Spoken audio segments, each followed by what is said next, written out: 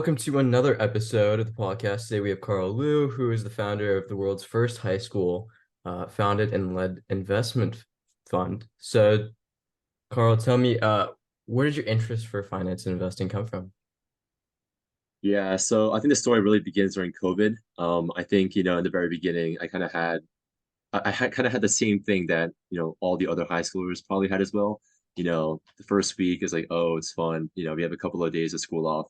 Then slowly you kind of spiral into this like never ending, like void event of video games. I guess I could say that I got pretty good at Counter-Strike, but that's pretty much all I took out of it. So, one day you eventually come to that one day where you're like, okay, I can't just keep on playing video games I got to anymore. do I something. Yeah, you gotta do something. You gotta do something. So, I mean, for me, I actually first started off with computer science. Like, I was like, I'm playing games all day. What if I could code some games? Like, what are some of the games that I wish I could have played but were never available? Could I make them myself? Computer science, I did a lot of coding, but then I eventually kind of transferred into finance. I was like, computer science is not for me. Investing, this thing is pretty cool. Let me go over there and take a look. So that's kind of how I got into investing. And again, like all of the high schoolers, I started off like technical analysis, Yeah. thinking that I was cool. Well, I will say that there is some merit to it, but I eventually found my way into like more like the traditional fundamental finance. Yeah, so that's pretty much how I got started. And what were the resources that you used to really build that foundation around value investing, but also technical analysis? Yeah, so I mean, TA, that's kind of like a YouTube thing, or I know TD Ameritrade has like they have like a course, like if you have like a brokerage account with them, you can access like their library and they have like courses on TA there. But like I think there's a lot of resources that I access that I use, but to be honest, you really only needed two things if you want to get into like traditional fundamental analysis. Number one, there's this course on CFI called it's called like the fundamentals of accounting, pretty much. And the reason I say this is because accounting is really what serves as like the edifice, the foundation of everything finance above. If you don't know accounting, quite frankly, like you're probably not going to understand the other 99%. Like accounting really is like the tip of the iceberg that really unlocks everything below. So there's this course on CFI, it's completely free. It's like maybe like 2 hours long. And I think it just serves as like a really good foundation for people who want to get into finance. And the second resource that I recommend is this book actually called Investment Banking. I don't remember what comes after it, but it's by Joshua Pearl and Joshua Rosenbaum. So yeah, it's like a big book on investment banking. It's essentially like a textbook, really. And they have all these chapters, but the two that were most applicable to me were comparables companies analysis and DCF analysis, right? Because I'm only a kid. I'm not gonna care about like I don't need to build like an M&A model, right? That's not Yeah. like interesting to me yet. So DCF was really the thing that kind of spoke to me most, and that's where I learned. That's where I was drawn to initially. So yeah, those are really the only two resources that I would recommend people just like commit to, because everything else is really just like, yeah. Yeah. Did you find anybody else like in your high school, or did you already have any friends that were interested in finance investing? Or was it kind of not like a lone role, but yeah. I mean, I think during COVID it was definitely a little bit more independent, but once school opened up, well, I will say that I like towards like the middle half of my freshman year, I just started, obviously talking to more people. And yeah, there is like a small group of people, who enjoy business and finance in my school. But I think it's really through like competitions and like case studies that we like meet other people in person or on Zoom, where I think you can find like, a really solid team of like-minded investors. Do you think schools in general in America place enough emphasis and value on finance and investing and even entrepreneurship? When you look at like, how much value they place on sports, you think, they should place the same amount of value and time into extracurricular activities. But I think frankly they don't. Do you think that they should place more value on entrepreneurship and finance? That's a good question because like I think like to people who really like business and finance, the answer is always going to be no. You feel like like, oh, it's the school should they should always teach us more about investing, more about business. But I mean, I'm in my senior year and I'm taking like a financial literacy class. Honestly, like to people who aren't like fully like committed to like a career in like, in finance or in business, it's honestly, I think it is like enough. Or like it does provide like a good foundation. And I think it does provide like a good place to start off with. But yeah, I know some schools have like concentrations, they can actually like study finance, but I think in America, I think there should be a better emphasis on like actually analyzing the businesses and behind like the stocks themselves rather than just saying, okay, pick a bunch of large cap stocks and diversify. Um, yeah. And I also saw that you took one of the Wharton classes. What was that experience like? Yeah, so I actually took essential finance my freshman year. That was virtual, so a much different experience from the one I took this year, which was actually in person. So this year I took I think it's called Leadership in the Business World. Yeah, 3 week summer program, gone to Penn's campus, ate there, lived there as if I was like an actual student there. Um, yeah, and I think overall it was like one of the most memorable experiences in my life because well, for me, it was like the first summer camp that I've ever been to. And I think you actually meet a lot of people that you take with for the rest of your life. I mean, for me, that's been like 3 months, but I've already met with like I met 5 people at the program that are now, you know, doing challenges with me. Some of them were actually working in my fund now, and etc. I think, yeah, it was just a very good experience overall, and you get to learn a lot, and you get to connect with some really amazing people. What were the key differences between the online class versus the in person, other than just like seeing people in person? Yeah. Oh, I don't know. Freshman year, I honestly didn't even know what I was doing. But yeah, the biggest difference, I think it could just be engagement. I think when you're sitting at a desk in your chair, you don't feel as motivated to do everything that the program can offer you when you're in person, right? When you're in person, surrounded by other people, this person's doing that. Oh, I'm doing this challenge. You become motivated yourself to take on more than you usually would. Mhm. So I think that was one of the biggest differences there. Yeah, because I didn't take leadership in the business world. I took um the future business leaders of whatever. It was a different Oh, like online this class. year or I took it this year. I mean, I talked to someone else about it who took the Essentials of Finance class, and I mean, the consensus we came to was like it was okay. Like I learned some things, but a lot of it was pretty basic. Um, which we were thinking about it, and we were like, we do think that there should be, and a lot of people are trying to solve this. There should be some more finance education that's tailored towards that intermediate level because there's a lot of kids like you and me who are interested in finance and investing, but there aren't a lot of resources for teens who already know a little bit but want to get to that next level.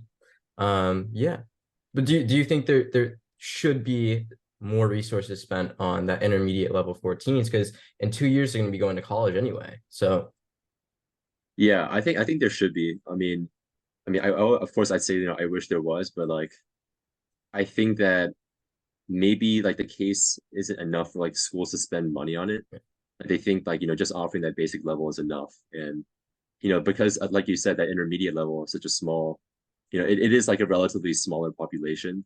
Um, you know, it wouldn't make sense. I guess to them it might not make sense to devote like however much resources towards that. yeah. That's the only thing I can say. Yeah. I mean, there are a lot of like, I've seen so many nonprofits that are like, we're increasing the financial literacy of Gen Z, and it's like I don't really see them adding any value. I think that they're just doing it for college applications, and that's a problem that a lot of people are going into entrepreneurship not because they want to build good businesses, but they just want to get into college, and that's their motivations. But I think you've definitely, and I hope you can get into this now, with Yellow River. What was your motivations for starting it? Yeah, so I mean, the comment about like those nonprofit, like yeah, I completely agree. I mean, most of them are for colleges. I mean, it's I guess when you're in that field, it's really hard to like separate the wheat from the chaff, right? I mean, how can you really stand out? But yeah, going back to the motivation for Yellow Brick Capital, it's honestly exactly that. I feel like when you're a high schooler that's interested in finance, you really only have like 4 ways to explore, right? You can either start your own not quote unquote nonprofit fund, which I'm not casting any shade on, but or you can do like a case study or like a like a sock pitch competition, either participate in like your school's finance club, or you can just invest on your own, either that be virtually or in real life. But there wasn't any platform that was geared specifically towards allowing students to collaborate in like a collaborative environment and use real money and deploy real capital, in whatever investment that they wanted. There was never that platform that combined the real aspect of like individual investing and the teamwork based like challenge of those case studies and those in those stock pitches, right? Mm. So I wanted to combine those two together, the theory and the practice, into one place, and that was kind of how Yellow River Capital was born.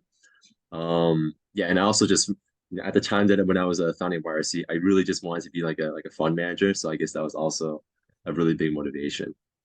The first question that came to my mind was like the legality of it and how you got through the Yeah. regulations. So tell me about the whole legal aspect of that. Yeah. Yeah, that's a very common question. Is this even legal? A lot of people in my school, they're always like, "Oh, you're doing like shady stuff," but no, yeah, it is legal. Like we are high schoolers and like we are I guess operating it, but like we're like our parents still like adults and like Yeah. adults still have like they still play like the managerial role in all the legality and stuff.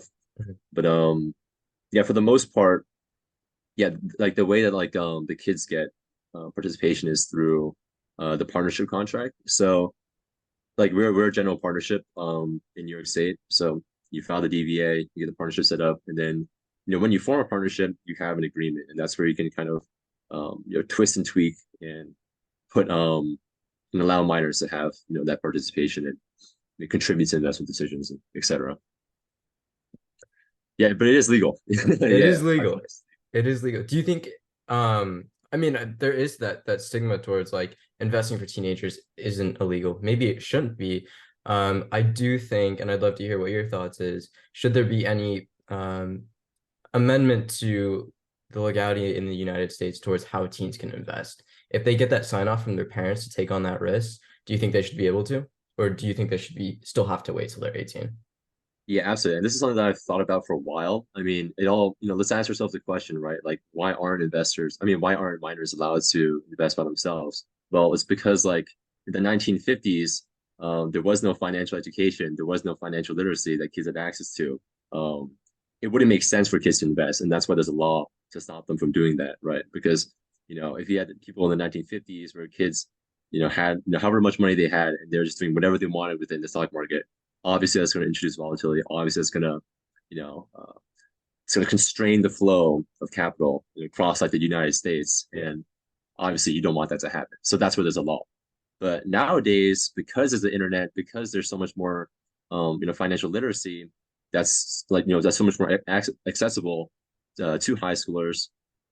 Maybe that age should be reduced to like maybe from 18 to 16.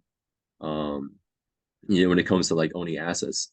I mean, another big part of it is because like when you do own an asset, I think like it's something about like you just have to be over 18 to like own something and like sign off and have it be legally binding. Yeah. So that's definitely like a hurdle that people face. But going back because there is so much more education, I think kids they truly should have the ability to like invest a little bit more freely.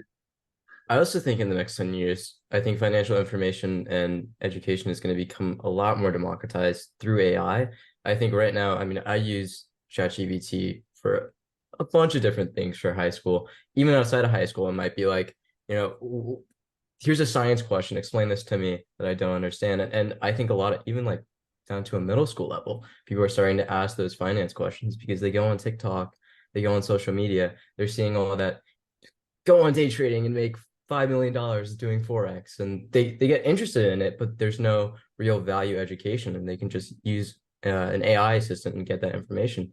So I think 10-20 years, that minimum level of interest, um, through the value of age, the variable of age, is going to decrease maybe to like, I'm thinking 13, 14, where that's where people really start to get interested in Yeah, investing. that makes sense. Yeah. How do you think AI is going to change investing for teenagers? Investing for teenagers. Yeah, I mean, I think just having more information is definitely. a big part of that. Again, like you said, I mean, I've been doing this myself. If there's honestly like if there's like a concept in finance that I'm not like totally understanding, like ChatGPT will actually give me like the 2 paragraph explanation that I've been yearning for, like it will actually do that. So how will it change? I think, yeah, I do agree it could lower like the informational barrier to entry, right? That's Mhm. definitely the case. But I think there is like a case to be made with respect to like investing strategies, right? AI can also help people generate these like very honestly like not too shabby investment theses and that are like very easily executable in today's market. Yeah, like personally, I know like I've done a little bit like quantitative trading, like 6 months in my sophomore year, and yeah, AI definitely does play a role. I think there's a problem because you're training AI based off historical data, and in the stock market, future results typically have like very little correlation on just like pure historical price data. It's very hard for AI to predict like the stock price essentially. But um, I know people are like developing like certain like strategies around AI. Like I know factor models. I don't know if you like ever heard of that, but like just search it like French Fama factoring, and then that's one way to go about Mhm. using AI to invest. Yeah, and the I talked to a quant trader in the last episode, and we had a good conversation about how this like the skill level, I don't know if that's still the correct terminology, but the skill level and the ability to invest is gonna shrink between someone of like, someone who works at a hedge fund and someone who is just a retail trader because they have access to all that information. And I think that's the main way AI is going to change investing, is that ability to execute on smart investments and educated investments is going to change. But my next Yeah. question is going into um, is it pronounced Avalarion? It was the investment Oh fund. yeah, Avalarian. Yeah. Avalarion. Tell me about that. How'd you get into it? What is it? Yeah. So Avalarian, so that's a B2B software as a service private equity fund. Mhm. So I was it was like sophomore year summer. I was looking for I guess like things to do or like a better wording. But yeah, so Avalarian, that was like an internship that I kind of landed on. So yeah, I literally just emailed them. And yeah, that's pretty much like how it got started. I'm not gonna lie, I think a big part of the reason why, as a high schooler, especially as like a sophomore, like they let me work there was because the work, we're not like slander their company, but like the work they gave us was a little bit menial, right? Like, Mhm. so what they had was like a big spreadsheet with like 300 LinkedIn links, and by the end of the week, I had to like parse through every one of them, plug in like how many employees worked at the company so that I can make like a revenue estimate, and then kind of like just like filter through and see if the company like fits within like the fund's like software acquisition criteria. But I still did it anyways because even it was very clear like the trade-off that they were making us like, hey, like you're gonna help us do some of this like grunt work, but we're gonna teach you how to do private equity. We're gonna teach you what the pipeline looks like. So I kind of learned how to do that.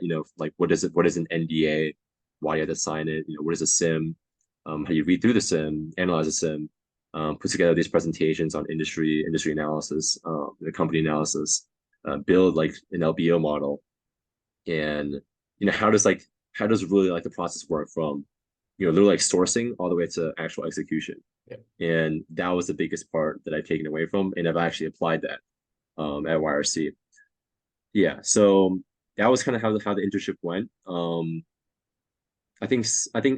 What it taught me was that is that you should always try to like you should always just try to go above and beyond. Like I think when like a boss, like someone that's like management tells you to do a certain thing, you often have more freedom than you think, and it's because they want you to have that freedom. Yeah, they told me it's like, hey, just make sure you push through all these, these 300 LinkedIn links by the end of the week. But they're also saying like they're also giving you the freedom to say, hey, you can find ways to improve this process. Do that. Do so. So, I mean, what was I doing? A repetitive task. Um, what are repetitive tasks? What can you do with them? You can automate them, right? So I use auto parse, and then now, I pushed through the 300 links in like 2 days, right? It became so, but then guess what? They made us parse through like like 1,000 links after. So I kind of like screwed over like the rest of the company, like the employees that are working there. Mhm. But because they all adopted like the automation system, it was fine, I guess. Good for Avalara, and they can source more companies. Um, so yeah, just always be on the lookout. Just like improve wherever you can. I think that automation piece is interesting. It makes me think about I know we keep on going back to AI, but how AI is going to change venture capital. I mean, there's the whole sourcing piece that you said was very interesting and important to you. I know Eric Su's working on Aviato, which is looking at early trading, like early signs of companies to find if it's a sound investment. Because you went through that internship, how do you see AI playing into that early investment role and seeing if it's a sound investment or not? Yeah, yeah. So it's like seeing if it's like a good investment or like just like Yeah, purely sourcing. I think both. Okay, yeah. Well, I mean, from like a sourcing perspective, it's gonna automate everything because like a big thing that we did at Avalara was like we had to create like these customized emails. We were like, we had like a LinkedIn link, and if it fit within the fund's criteria, then we would like essentially craft an email, like reaching out to them, like, hey, can we schedule a call and potentially discuss the prospect of us acquiring you guys. That took a lot of time. Like for each company, it had to be like very thorough.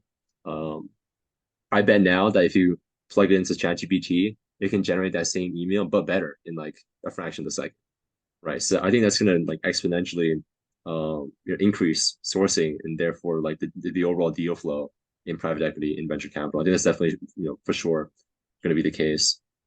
And I guess it also just helps to execute your investment strategy faster. And ultimately, what can you do with AI? Well, I guess you can reduce your headcount, right? Make your workforce more leaner, Yeah. and that's going to help funds increase margins. Yeah, and then go into that investment process too, which how do you think AI can help VC and PE correlate if it's a good investment or not? I mean, I guess you can still just ask like the AI for like, what is like a good strategy, and then have them try to execute it. How will they try to help like find good investments, like assess like the quality, you Yeah. mean? Um, yeah, I mean, I can't speak too much about it. But yeah, I mean, AI at the end of the day is just gonna, I guess, help you put together the pieces faster. So um maybe assess the quality faster. Like, I mean, you still have to like create like a criteria for it to look through. Yeah. So yeah, I think that's still one thing you got to do. Yeah. I mean, as much as I speak against like Web3 and crypto, I think if there was some kind of like I don't even know if this is Web3 or crypto, but like a really large database of startups, like there already is Crunchbase, but even a larger one where it's like you can just add your startup the moment you start it. And then you could connect a plugin with AI.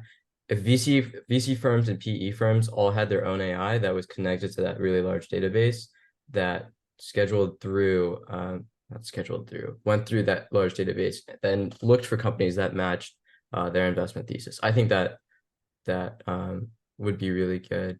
I think OpenVC already has one, and I can link it below, where you put in all of your company's financials and like categorizations, and then it recommends you to VC firms who are looking for your company. So I really think that in the future AI can help with that sourcing. Yeah, I want to go back to YRC and what's your day-to-day tasks like? Like what are your day-to-day tasks like? Yeah, I mean, so I guess for me, like running YRC is as much of like a managerial role as much as it is like an equities analyst role.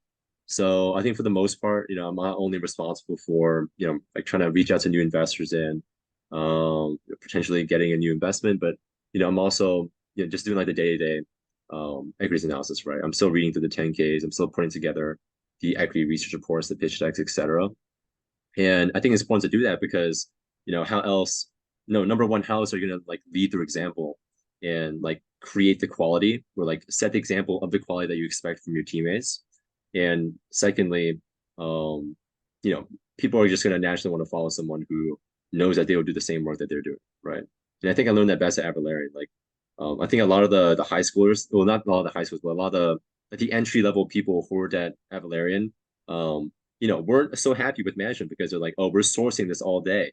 and they're just like kind of taking all of our labor and kind of using it for their own benefit, which is just kind of true, I guess. So I was like, okay, so if I'm leading YRC, I know for a fact that I'm going to need to do the actual research myself as well.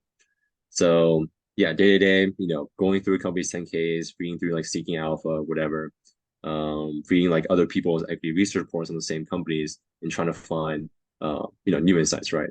What makes this company a good investment? What are some reasons maybe why we should stay away from it? Yeah, so that's my day to day. Kind of maintain the legal status is also part of my job, like filing taxes, like filing paperwork with the state, etc. Um, yeah, social media, I guess, a little bit, but kind of delegate that task to other people at this point. And what do you in the future would you still want to be working for or not working for? Having a role in YRC, or would you want to work on something else? Um, I think I might actually pass down YRC because I'm gonna keep it as like a high school thing. I think Mhm. it's novel in that way, right? Once you hit above 18, you're dealing with like college funds, like student club funds.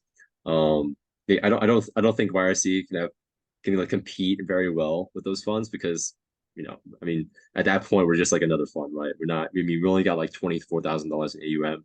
It's not. It's kind of it pales in comparison to like the hundreds of thousands that like your everyday college student club investment fund has, Yeah. right? So I think I will keep it at like a high schooler as like a high schooler thing. I'm probably gonna pass it down to like a sophomore or junior and have them keep on running it. Yeah, but like in general in the future, yeah, I do want to. Preferably, I would want to work at a fund. Yeah, for sure. All right.